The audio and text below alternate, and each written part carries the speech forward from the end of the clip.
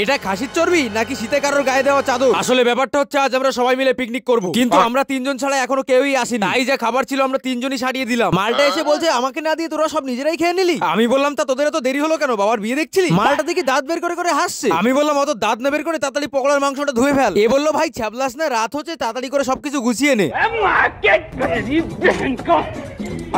আমি বললাম আমার সব গোছানো হয়ে গেছে, তুই এখনো মিক্সার করতে পারিসনি? আমার আবার মাঝে মাঝে কিছু না খেলে মাথায় কাজ করে না, তাই বসে বসে শশা খাচ্ছিলাম। মালগুলো দেখি মাংসের উপরে সস দিয়ে লেখাপড়া শুরু করে দিয়েছে, আর হাতের মাথায় যত রকমের মশলা ছিল সবই দিয়ে দিয়েছে পকোড়ার মাংসের মধ্যে। আমি বললাম ভাই পকোড়ার জায়গায় এটা তো মাংসের খিচুড়ি হয়ে গেছে। আমি বললাম আবে পকোড়া বানাবি তা বেসন কই? মালটা দেখি জ্যাকেটের পকেট থেকে বেসন বের করছে। বেসন পরে মালটা সোয়েটার পুরো সাদা হয়ে গেছে। এখানে আবার এক কুচি আদা কাটতে গিয়ে হেগে দিচ্ছিল।